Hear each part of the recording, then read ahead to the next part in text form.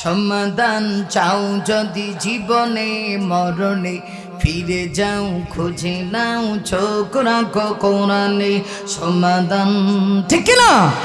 সমাধান চাও যদি জীবনে মরণে, ফিরে যাও খুঁজে নাও চোখ রাখো কোরআনে। সমাধান ও সমাধান, তবে পাবে সুখ শান্তির ঠিকানা, যদি মেনে নাও তুমি মনে প্রাণে। সমাধান সমাধান চাও যদি জীবনে মরণে, ফিরে যাও খুঁজে নাও চোখ রাখো কোরআনে। সমাধান মারহাবা কোন গাও বাংলাদেশ গাও, তবে ইচ্ছে মতো গাও। গাও বাংলাদেশ গাও, তবে ইচ্ছে মতো গাও। মন চাইলে নাই চা গায়া জাহান্নামে যাও। মন চাইলে নেচে গায়া জাহান্নামে যাও। গাও বাংলাদেশ গাও, তবে ইচ্ছে মতো গাও। গাও বাংলাদেশ গাও, তবে ইচ্ছে মতো গাও। মন চাইলে নেচে গায়া জাহান্নামে যাও। মন চাইলে নাচা গায়া জাহান্নামে যাও। ঠিক না? যেমন ইচ্ছা তেমন করে মনের সুখে গান গাইবা, মাঝে মধ্যে তিরিং বিরিং কমর দোলাই নাচিবা। ঠিক না? যেমন ইচ্ছা তেমন করে মনের সুখে গান গাইবা, মাঝে মধ্যে তিরিং বিরিং কমর দোলাই নাচিবা। ভালো লাগে বুঝি, ভালো লাগে বুঝি, তাই এত নাচানাচি। এত কেন নাচানাচি জাহান্নামে যাও। এত কেন নাচানাচি জাহান্নামে যাও। গাও বাংলাদেশ গাও, তবে ইচ্ছে মতো গাও। গাও বাংলাদেশ গাও, তবে ইচ্ছে মতো গাও। মন চাইলে নাচা গায়া জাহান্নামে যাও। মন চাইলে নাচা গায়া খাটা জাহান্নামে যাও। ঠিক না? আবু বকর সিদ্দিক বলেন, আমি দেখি মহিলা নবীর চাষি উম্মে জামিলা, সে কিন্তু চোখ দিয়া দেখে না। চোখ দিয়ে দেখে না যে এটা কেমনে বুঝলো? মহিলা ডাক দিয়া কয়, ও আবু বকর, তোমারে দেখি, তোমার বন্ধুরে বিশ্ব নবীরে দেখি না। সুবহানাল্লাহ। আমার নবীর সাহেব আবু বকর বলেন, তুই দেখোস না তো আমার কি সমস্যা? তুই তো খাড়াইসনি, আমি তো ঠিকই আমার নবীরে দেখি, তুই দেখবি না? আল্লাহ রাব্বুল আলামিন আমার নবীকে এমন ভাবে সম্মানিত করেছেন, আমার নবীর গায়ে কোন মহিলা আঘাত করবি আল্লাহ বরদাস্ত করেন না। মহিলার আঘান্বিত হইয়া ডাক দিয়া কয়, আবু বকর, তোমার নবীর ভাগ্যটা ভালো, আজকে পাইলে আমি চূড়ান্তভাবে তোমার নবীকে শায়েস্তা করতাম। মহিলা চেঁচামেচি করে আমার নবীর দরবার থেকে চলে গেল। আবু বকর ডাক দিয়া কয়, নবী গো, নবী, কি ক্যারেসমা দেখলাম আমার সামনে আপনি বসা, আমি চোখ দিয়া দেখি আপনি কোরআন পড়েন। এটা আপনার চাষি ইসলামের জঘন্যতম দুশ্মনী, দুশ্মনদার মহিলা আপনাকে যে দেখে না। নবীজি তখন তার সামনে পবিত্র কোরআনের আয়াত তেলাওয়াত করে শোনায় দেন, ইদা ক্বারাআতাল কুরআন জাআলনা বাইনাকা ওয়া বাইনাল্লাযীনা লা يؤمنون بالآخرة الله أكبر। এমনিতেই আল্লাহ রসুল বলেন, আবু বকর, তুমি কি কোরআন শরীফের এই আয়াতটা পড়ো নাই? আল্লাহ পাক যেখানে বলেছেন, হে নবী, আপনি যখন কোরআন তেলাওয়াত করেন তখন আপনার আর দুশমনদের মাঝখানে যারা ঈমান আনে নাই, আমি একটা গোপন পর্দা, হিজাব বা মাস্তুরা ঢেলে দেই, যে পর্দা তাদের চোখের সামনে আমি দেওয়ার কারণে ওরা আর আপনাকে দেখতে পারে না। সুবহানাল্লাহ। তাহলে মহিলাটা খুব আল্লাহর ওলি আছে, কথা কয় না, খুব আল্লাহর ওলি। রসুলের কাছে ওয়াহি আসে না, চাচা আইসা এক ধরনের কথা, চাচি আইসা আরো আঘাত দিয়া ক মোহাম্মদ বুঝি তোমার আল্লাহ এখন আর তোমার লাইক করে না, শেষ শেষ শেষ সম্পর্ক শেষ।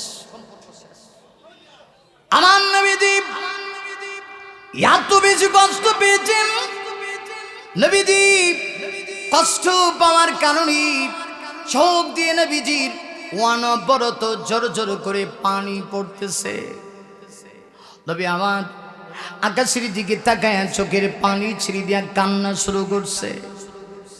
আবার নবী আকাশের দিকে তাকায় কয় প্রভু গো প্রভু কি হইল, গোটা মক্কায় ছড়িয়ে গেছে, আপনি নাকি আমাকে ভুলে গেলেন।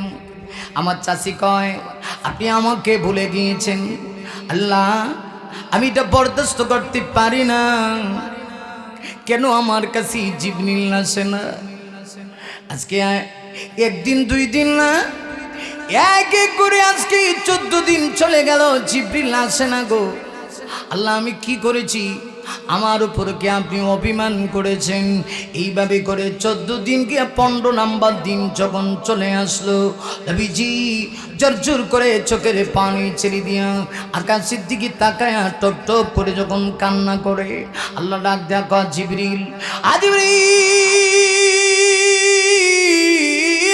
আমার বন্ধু কষ্ট পাবি, আমি আল্লাহ তাকা দেখবো তা না রে, আমি তো বন্ধুর উপরে রাগ করি নাই, অভিমান করি নাই, শুধুমাত্র ওয়াহি এটা মারাত্মক জিনিস, এত তাড়াতাড়ি এর ওয়াহির বার গ্রহণ করা সম্ভব না, আমি একটু সময় নিয়েছিলাম, এই কারণে আমার বন্ধুকে নিয়ে তারা কটূক্তি শুরু করে দিয়েছে। জিবরিল দৌড়ায় যাও, আমার বন্ধু আঘাত পেয়েছে গো, বন্ধু আঘাত পাইলে আমি আল্লাহ বরদাস্ত করতে পারি না, কারণ পৃথিবীতে আমার আল্লাহ যত নবী পাঠাইছে সকল নবীরা মিলে আল্লাহকে খুশি করে, কিন্তু নবী কষ্ট পাইলে আল্লাহ স্বয়ং নিজে আল্লাহ নিজে তার হাবিবকে খুশি করে।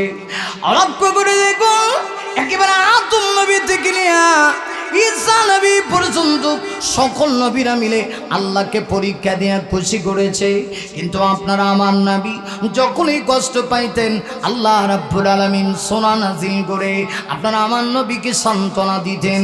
নবীর প্রতি আমার আল্লাহর এত ভালোবাসা, এত মহব্বত, আল্লাহ ডাক দেয়া কয় জিবরিল আর দেরি করো না, আমার বন্ধু কষ্ট পেয়েছে গো জিবরিল, এই মুহূর্তে যাও আমার বন্ধু সানি ছোট্ট আমার সোনা নিয়ে যাও, সূরা দোহা নিয়ে যাও। আর শুনে নাও জিবরিল, অন্য সময় আমার বন্ধুর কাছে যখন সোনা নিয়ে যাইতা আস্তে আস্তে করে তেলাওয়াত করতা, এখন আর আস্তে নয় দ্রুত গতিতে আমার বন্ধুকে গিয়া সান্ত্বনা শোনায়া দাও। সূরা নাজিল হয়ে গেল, আল্লাহ সূরা নাজিল করে সূরা দোহার 2 আয়াতে, প্রথম 2 আয়াতের ভিতরে আমার আল্লাহ 2টা কসম করলেন। আল্লাহ বলেন ওয়াদ-দুহা ওয়াল-লাইলি ইযা সাজা, আরো জোরে বলি আল্লাহু আকবার। আল্লাহ সূরা নাজিল করে 2টা কসম করলেন। আরে ওই 1 নাম্বার কসম হলো দোহার কসম, সূরার নাম দোহা, আল্লাহ কসম করেন দোহা। 2 নাম্বার কসম হলো ওয়াল-লাইলি ইযা সাজা, আল্লাহ বলেন লাইলে সাজার কসম করছি। এই 2টা কসম, আসুন 2টা কসম দ্বারা আল্লাহ কি উদ্দেশ্য নিয়েছেন একটু বুঝি, তারপরে আল্লাহ পাক নবীকে সান্ত্বনা দিয়ে কি বলেন একটু খেয়াল করেন। দোহার অনেকগুলি ব্যাখ্যা, এর একটা ব্যাখ্যা হলো নবী গো দোহা মানে হলো দিনের ওই সময়ের আমি আল্লাহ কসম করছি যখন আকাশে সূর্যটা পরিপূর্ণভাবে উদয় হয়, সূর্যের আলো যখন পরিপূর্ণভাবে পৃথিবীতে ছড়িয়ে পড়ে, আল্লাহ ওই সময়ের কসম করে।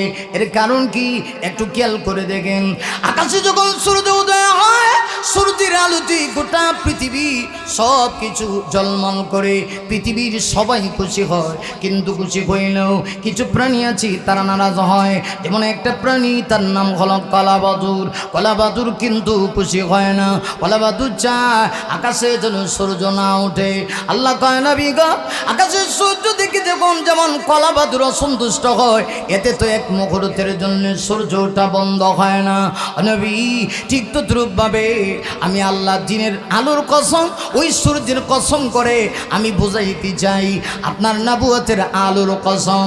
নবুয়তের আলো যখন উঠে গেছে তখন এটার ভিতরেও কিছু কলাবাদুর মার্কা উম্মত আছে, যেমন আবুল আহাব্বা, এটা হলো কলাবাদুর মার্কা উম্মত। নবী গো, আপনার চাষি উম্মে জামিল, এরা হলো কলাবাদুর মার্কা উম্মত। এরা চায় না নবুয়তের আলো পৃথিবীতে ছড়িয়ে পড়ুক।